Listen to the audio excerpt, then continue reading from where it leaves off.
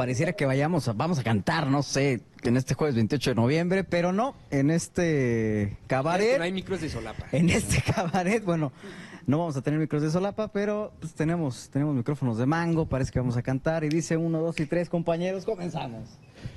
Hola, ¿qué tal, amigos? Qué bueno que nos siguen. Yo soy Leonardo Álvarez, bienvenidos Hola, al Cabaret, Leo. jueves 28 de noviembre. Y hoy vamos a platicar con Ciro Castillo, el presidente del Club Alacranes de Durango. Vamos a hablar de fútbol y de otras cosas más. Bienvenidos al Cabaret. Y también vamos a analizar la amenaza del presidente de los Estados Unidos acerca de declarar como grupos terroristas a los cárteles mexicanos. Y se me fue el otro tema. ¿La evaluación de AMLO? Y exactamente, la evaluación, la popularidad del presidente de la República. Bienvenidos, esto es El Cabaret y nosotros comenzamos. Jueves de Memos en la empresa, televisora Durango, Canal 12, bienvenidos. Leonardo Álvarez, ¿cómo estás? Ever, ¿cómo estás? Diego Rentería. Gracias. Mijo, ¿cómo andas? Bueno, ahí Diego. no se vio Diego, Leo, pero... Exacto. Sí, bueno. Otro memo. Otro memo. Oye, vamos a rifar nuevamente este libro. No, Sí. no a rifar, la trivia. La trivia, Pedro Páramo. Sí, sí, sí. De Juan Rulfo. Digo, nos quedó pendiente el martes, tuvimos ahí unas pequeñas fallas técnicas. Pero la trivia de hoy básicamente es, al 233-7121, es dos argumentos o dos textos de Pedro Páramo que tienen que ver o que sirvieron de guiones cinematográficos. Al menos uno de esos guiones, o al menos uno de esos libros, al 233-7121 de Juan Rulfo. Guiones cinematográficos usados del grandioso Juan Rulfo. ¿Al cuál número? Al 233-7121, ahí al WhatsApp. ¿Y cuál es el libro? El libro es Pedro Páramo. ¿Y cuál Ni es más la ni trivia? menos. La trivia, básicamente, Básicamente. se me olvidaba. Un dato curioso, nadie sabe, pero esa portada se basaron para diseñar el escudo de armas de la ciudad de Durango. Fíjate. ¿En serio? Órale, interesante. Si eso es Sí, verdad, hijo, eso es interesante. ¿qué dijo Leo en la Nada tarde más, que era? nada más le hubiera No, puesto el árbol, ¿no? Y nada más le faltó el árbol. lo valioso de este gran libro de Pedro Páramo, que para mí es uno de los grandes de la literatura junto a Juan José Arreola de la literatura mexicana, es la inventiva que tuvo, y ahí cuenta la anécdota que Sergio Pitol y el grupo del boom latinoamericano encabezados por Carlos Fuentes le regalaron el libro de Pedro Páramo al Gabo para decirle, ahí está, cabrón, para que aprenda. Y después de ahí escribió aquí en México 100 años de soledad. Por eso, pero no, ¿verdad? O sea, No. es uno de los libros No, que sirvió es, como uno guión. de los libros, Pedro Es que Páramo me fue ponen guión. Pedro Páramo. También lo usaron lo hicieron película, pero no fue estrictamente un guión. Ahí al señor Pedro Arrieta, Octavio Arrieta, perdón. Octavio Arrieta. Al señor Octavio Arrieta. Oye, pues ya cántanos, Leo. No, ¿para qué? No esa, puedo esa de cantar. Bumburi. No puedo. Oye. Sobrepasa mis No, capacidades. ¿Que por qué No, se- pues ahorita estábamos viendo y... A ver, canta. Ya nos No, bueno, pusieron pero bonito. no, Mira, no ya es lo que necesitabas, la inspiración. No, es que... Bueno, No, ese es el jinete. Y en tu ausencia las paredes se pintarán de tristeza y enjaularé mi corazón entre tus huesos. ¡Aplausos! Esa es bendecida. Sí. Aplausos. Dedicada a una italiana fogosa. Ya, sin más detalles. Sí, del gran maestro. Ya, no va a ser la canción. No va a ser la Oye, canción. saludos a todos. Ricardo Alberto Reyes, ahí está comunicándose por Facebook Live. Te manda un beso, una manita y un abrazo. Hijo, Gracias, Ricardo Alberto. Y Gracias, Bernabé Ricardo. Cisneros dice que por qué se pillaron a mi amigo Jesús Lupercio. Hijo. Ay, no conozco a Jesús. ¿No es pues albur? no. Digo, ¿No es albur? Pregunto. Pero- Digo, no Bueno, vaya a ser como... no sé, digo, yo Elmer así de lo Toluca. leí. Como el chatito, ¿va? Ándale, que le- Saludos a Como Elmer. Elmer de hijos Toluca. vida. Sí. Sí, no va a ser la O Alma, ¿no? No, a ver. No, bueno. Ya, pues, hombre. Bueno, yo es lo que pregunto, ya ves cómo es la raza. A Mónica, bueno, ya. Oye, no sé qué nos pasa, pero bueno. Entonces traemos los micrófonos en la mano, ¿no? ¿Con qué tema empezamos? ¿El año Diego. del presidente o la...? Lo del año y su aprobación. Ok, va. ¿Cómo ven? A ver, ¿ustedes cómo ven este año, este primer año de gobierno de Andrés Manuel López Obrador? Muchas deficiencias, pero se ha avanzado en otras cosas, ¿no? Han sido positivas. Sí, bueno, yo básicamente creo que lo que se hizo o lo que se está haciendo durante este primer año es, digamos, como que sentar las bases de lo que viene después, ¿no? Ujú. Y eso es pues apegado a la teoría, lo que te marca el librito, el manual. O sea, los primeros años, o mejor dicho, nada más el primer año, lo vas a utilizar para eso y ya después vas a ir fortaleciendo, consolidando. Y los últimos años pues son nada más de dormirte en tus laureles, ¿no? pero me parece que cumple en ese sentido. No digo que bien o mal, solamente Claro. digo que cumple en el hecho de sentar las bases para lo que quiere. Ok, él dice que vamos bien, o sea, pero si ves los índices de la economía la verdad no hemos crecido. 0%. 0%. Este año, este 2019, va a ser el año más violento desde que se tienen registros. Y Claro. bueno, también otro dato, o sea, por ejemplo, ya ven que empezó con esto del huachicol, esta guerra contra el huachicol, pues el huachicol ahí sigue. Y dijo que había disminuido pues en un porcentaje importante, pero Claro. ahí sigue el huachicol. A ver, Leonardo. Básicamente yo Tú tienes destacaría, otros datos. son los datos que están disponibles y los que todo el mundo utiliza, ¿no? Sin ser festivos ni mucho menos, realmente es un año de transición, como dice Diego, lo valoro así. Ciertamente es un año de crecimiento económico cero, que es como lo reportan todos los indicadores. Sin embargo, yo destacaría que, a diferencia de los últimos 4 expresidentes, me parece que el primer año ha sido garrafal y catastrófico, cuando en aquellos casos no se cambió de régimen o de un partido político en el gobierno. Hablemos, por ejemplo, de Zedillo, cayó la economía en el primer año menos 6%, y eso fue una recesión brutal, con salida de capitales, asesinatos políticos, un tema ahí brutal de reacomodos, y dentro del mismo partido gobernante, ¿no? Con Fox, el primer año se cayó la economía si viene cierto mínimo, 0.4% negativo el primer año, y cuando prometió 6% o 7%, o sea, algo se le critica a López Obrador, es que dijo que el 4%. El primer año de Calderón cayó menos 2.3% su PIB, también fue un año que terminó así. Y con Peña Nieto, el primer año menos 1.4%. Entonces, estamos hablando que comparativamente en términos de PIB, si hablamos de resultados económicos, es 0%, sí, pero todavía no termina el primer año. Y me parece que aquí sí se están haciendo cambios drásticos en el régimen y en la configuración de lo que es la estructura del gobierno federal. Que esté bien, que esté mal, vamos a verlo. Me parece que ahora sí vamos a entrar en la prueba de fuego, porque va a ser su primer presupuesto.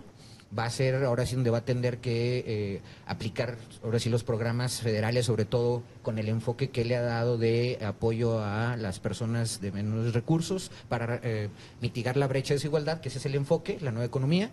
Y me parece que los talones de Aquiles pues sí es la inseguridad, porque si bien es cierto que está la Guardia Nacional, creo que es algo en el que nos ha quedado de ver, que no sabemos exactamente la estrategia. Ha sido ambigua junto con lo de los migrantes, los derechos humanos. Me parece que esos dos temas.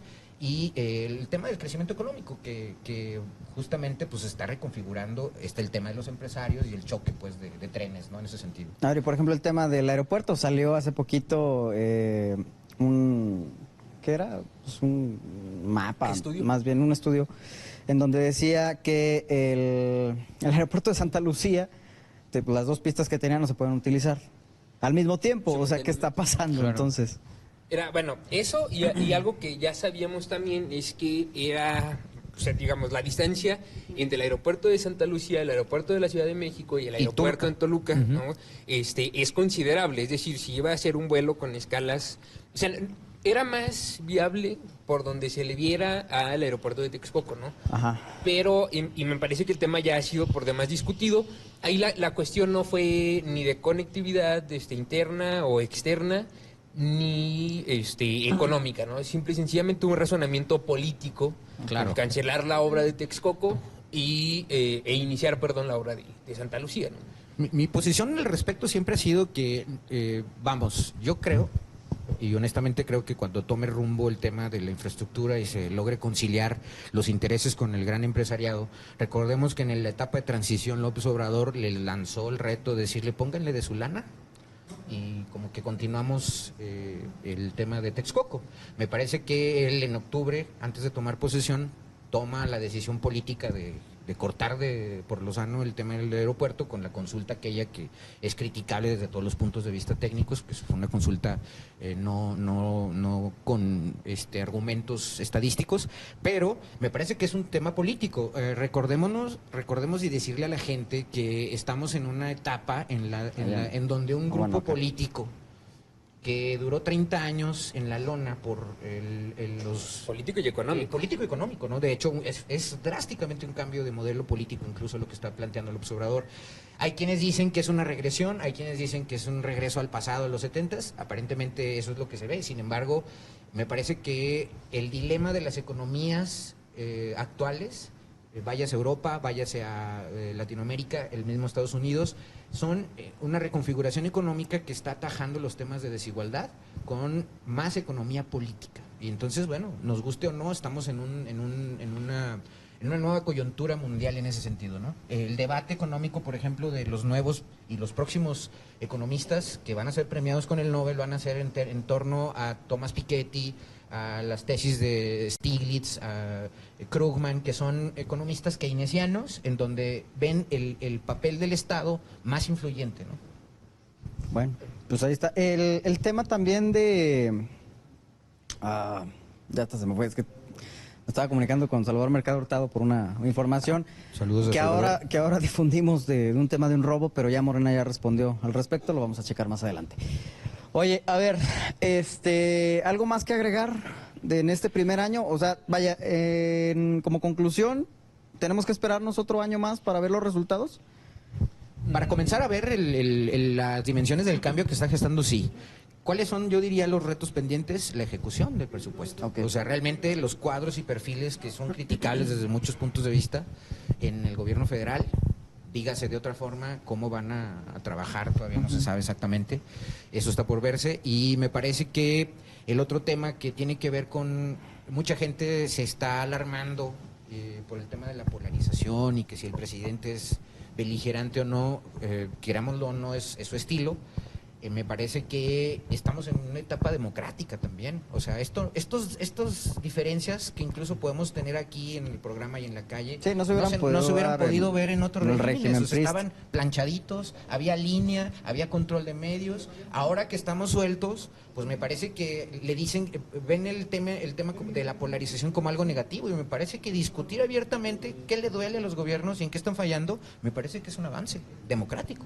Ahora, una última cosa, si vamos a seguir analizando, por ejemplo, la aceptación del presidente o sus políticas económicas desde la comentocracia, es decir, desde la clase política, desde la clase empresarial, igual que siempre, o desde el círculo rojo, igual que siempre, no vamos a ver el cambio. Sí. Me parece, y también se ha discutido mucho el tema, el cambio radica en la redistribución de la riqueza en todo caso, sí, y habría que voltear a ver quiénes le dan la aceptación al presidente o quiénes lo hacen tener esos índices de aceptación, que son los millones de mexicanos o la base electoral, la que base votó por electoral él, ¿no? del presidente, Sí, que son los mexicanos que viven en la franja de pobreza. Sí, ¿no? Entonces, si nos ayuda por ahí, Máster, en una gráfica que por ahí tenemos justamente de cómo están el tema, por ejemplo, que esto es lo que se ha venido discutiendo en los últimos días. La encuesta esta obedece a Consulta Mitofsky,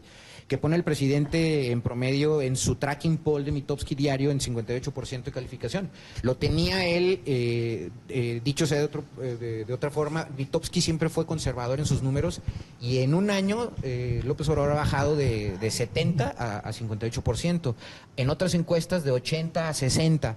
Si yo tomo un promedio, López Obrador ahorita está en 60% de aprobación. Pero sí bajó un 20% sí bajó, de aprobación. O sea, efectivamente se está registrando una caída que se puede observar en esa gráfica y en todas las demás encuestas, que me parece una caída natural. Si nos ayuda Máster con una siguiente gráfica, que es el comparativo con los presidentes en sus primeros años de gobierno. Por ejemplo, ¿cuánto cayó Peña Nieto? Por ejemplo, para que se den también una idea que más o menos es justo con lo que ahorita estamos lo más comentando, ¿no? grave es la caída de Fox. De Fox, que Ajá, llegó con una expectativa amplísima y fue una caída drástica. De hecho, López Obrador es el que menos ha caído en el primer año de gobierno. O sea, con todo y que ahorita se dice que son 20 puntos, ahí les encargamos allá nuestro... Si no, déjame, empiezo a redactar el oficio. Echa la mano el Máster. El oficio. O nosotros le echamos la mano con el memo. Eres de recursos humanos. Un memo, ¿o qué? ¿no? No, bueno, pero para darles alguna luz. Por ejemplo, si ustedes se van a la columna que está en su extrema derecha, son los puntos que cayeron los expresidentes en el primer año de gestión. Y si se fijan, López Obrador tiene menos 4%, ¿no? Fox cayó 20 puntos en el primer año. Y si se fijan en la aprobación, pues sí, Salinas de Gortari tiene el 69.2% en su primer año, pero vámonos al 88, 89. Sí, pero, o sea, vaya, viene la caída del sistema y luego todas las medidas que se toman durante el primer año de gobierno, que eran precisamente para esto, ¿no? Para aumentar. La concertación que hubo PRI-PAN, que es el prianismo que se acusa desde la izquierda, para que hubiera gobernabilidad. Diego, que por ejemplo hoy también ya tiene voz, ¿no? Exacto. Ya es muy crítico y muy activista. Además, yo quisiera saber, por ejemplo, muchos de los que ahorita critican a López Obrador, si hubieran podido siquiera comentar, criticarle alguna de las reformas que ha hecho López Obrador, si se hubieran podido criticar con Salinas de Gortari. Privatizó la banca, privatizó Telmex, generó expectativas negativas en cuanto a la credibilidad de las elecciones. A ver, por ejemplo, ahorita que dices eso, medios, ¿no ha habido atentados a la libertad de expresión con Andrés Manuel? Yo creo que no. ¿Crees que no? No. La salida más reciente del periodista Víctor Trujillo Broso, pues no es un atentado a la libertad de expresión. ¿Qué estoy viendo? Estoy viendo un mecanismo natural de uno. Si ves Radio Centro, ha emergido con los comentaristas de la izquierda que siempre fueron perseguidos, incluso vetados, desde tiempos de Salinas. Los vetaron en Proceso, los vetaron en esfuerzos. A Aristegui la quitaron del aire 2 o 3 veces, en MBS, en Televisa, en Radio W. No es la primera vez que Víctor Trujillo lo corren o lo vetan de algún medio. Pero yo no he visto una instrucción directa de López Obrador contra ellos. Lo que he visto es que ya no hay dinero para medios de comunicación. Y las mañaneras están haciendo las voces de la comunicación política de López Obrador. Como el periodista de Querétaro, sí era Querétaro, se la bañó. México Pasión, ¿no? Era el diario que dirige o no sé. Yo voy a hacer la competencia a Lord. A Lord Moléculas. Que aquí hay varios Lord Moléculas bastante graves y drásticos, ¿verdad? O sea, pero digo, a mí me parece que sí hay una diferencia, por ejemplo, dos casos, ¿no? Loret de Mola y Broso, en este sexenio contra lo de Aristegui el sexenio pasado. Aristegui salió... Años luz. Y no la dejaron en ningún otro medio, tuvo que crear ella sus propios medios y me parece que se mantenía en CNN. Sí, pero es una cadena internacional. Es una cadena internacional. Sí. En el caso tanto de Loret de Mola como el propio, por ejemplo, Joaquín, que sale desde antes, o Víctor Trujillo, sí salen de una empresa, pero tienen la libertad de integrarse a otra, ¿no? A ver, lo que hay, vuelvo a insistir, terminando el comentario, es que no hay dinero para medios de comunicación desde la presidencia. Okay. Y estas empresas están ahogándose en deudas. Oye, y están comenzando a despedir gente que no les es redituable. Aquí me pregunta Francisco Villa, así se pone. Okay. Así Francisco Villa en Facebook.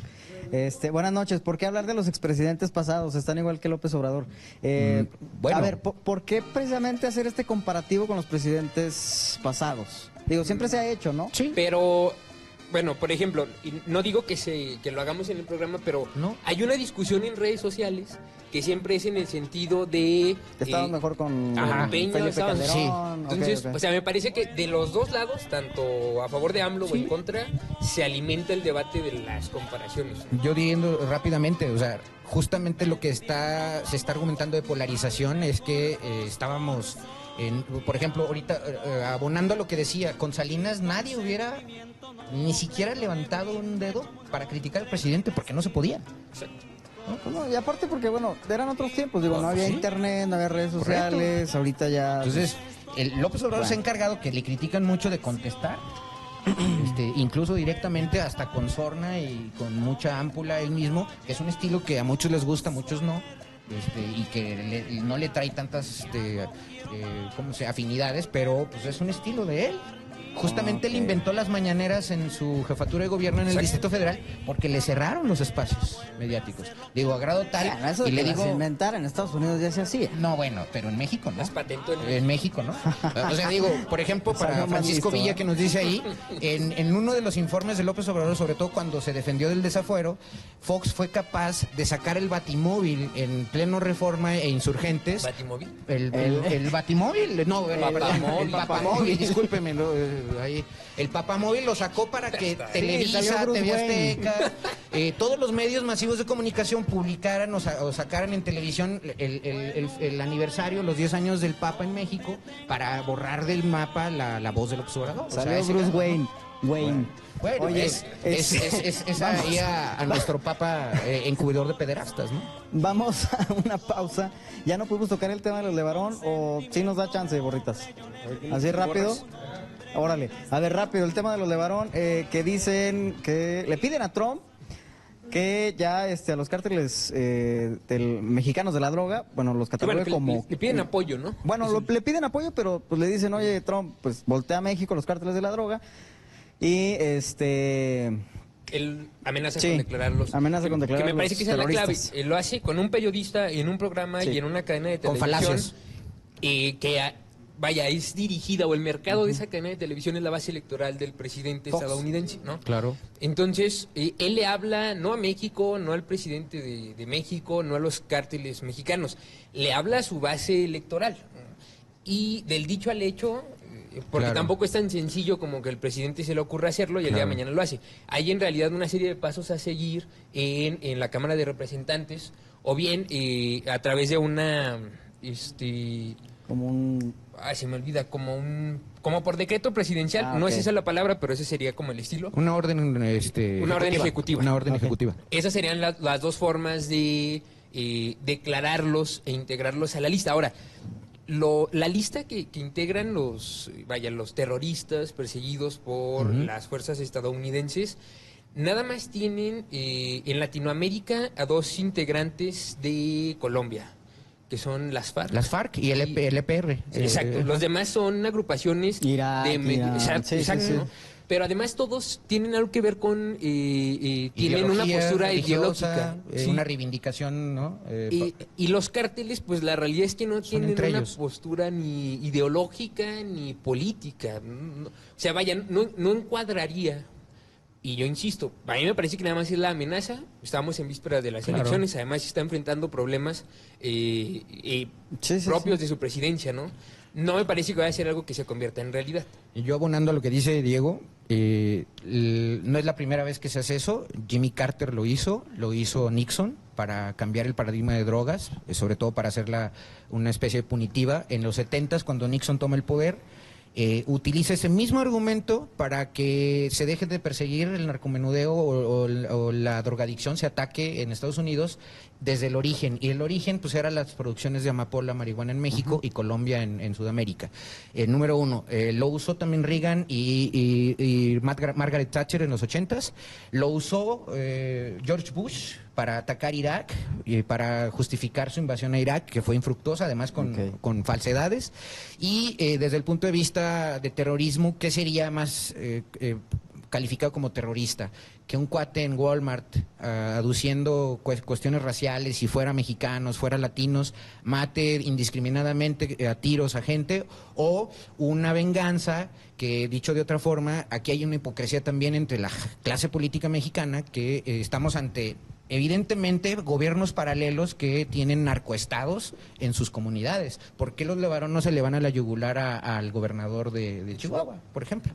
O sea, hay verdaderos narcoestados en Sinaloa, Chihuahua, hay poderes paralelos que los hemos incubado durante más de 30 o 40 años y han pasado generaciones. La generación de los Caro Quintero, la generación de los Chapos Guzmán, la generación actual que ya estamos fragmentados. Y me parece que hay un discurso muy hipócrita, sobre todo la oposición, que ahorita sí se envuelven en la bandera del purismo, cuando es un problema que se ha incubado con la permisibilidad de gobiernos que la verdad están de rodillas ante el poder del narco en muchos estados. Bueno, ahora sí hacemos la pausa Sí, para que y no se enojen regresamos aquí al cabaret.